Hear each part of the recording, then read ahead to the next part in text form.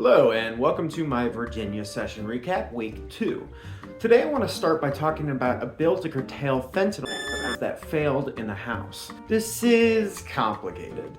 Fentanyl is an abhorrently harmful drug and its distribution has reached epidemic levels. But that's not all thanks to drug dealers, as Youngkin and other right-wing policymakers would have you believe. As an opioid, the distribution of fentanyl stems not from faceless, evil drug dealers, but from an enormous corporate machine, the pharmaceutical industry. But I'm getting ahead of myself. Let me focus on the arguments made about this specific bill. First, what would this bill have done?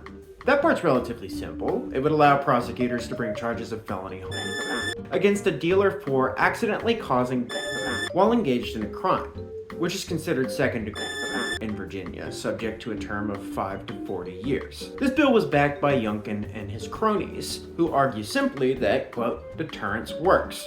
Senator Bill Stanley. That's debatable, and a subject of heavy criticism already, so I won't dwell on it except to say that you should not accept that argument at face value. The opposing argument, the logic that defeated this bill, is represented by Senator Boysko's statement that Virginia needs to focus more on treatment of substance abuse than on prosecution. Committee Chair Scott Surville also said that he was concerned the bill would give prosecutors too much power to pile on criminal charges in order to negotiate plea deals, saying instead that the state should focus on arresting dealers and prosecuting them under the current criminal laws. Like I said, this is complicated.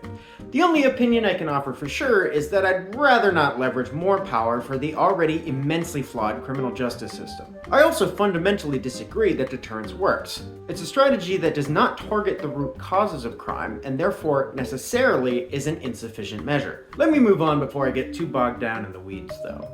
Next up, I want to talk about child labor violations. Now, you might think, child labor violations? What is this, the 1920s? To which I would reply, oh my sweet summer child.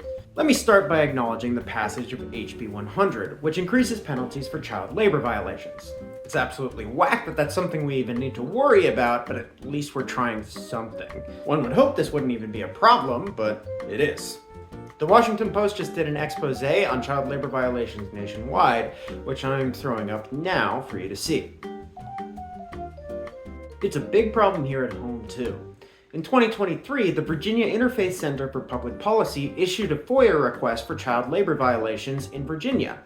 And it was almost 600 pages long. That's the result of thousands upon thousands of child labor violations, as reported in this 2023 article from the Richmond Times-Dispatch. So with that context, let's get back to HB 100. What does it do? Well, it increases the civil penalty for each violation of child labor laws that results in the serious injury or death of a child while working under employment, from $10,000 to $25,000. It also increases the civil penalty for each child labor violation from $1,000 to $2,500, allowing that any civil penalty shall not be less than $500. It is wild to me that we can talk about the or serious injury of a child under unlawful employment and consider a larger fine a win. But that's where we are.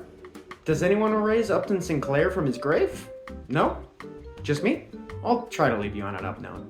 Did you know that this is Virginia's most diverse legislative body in history? It is, and that's exciting.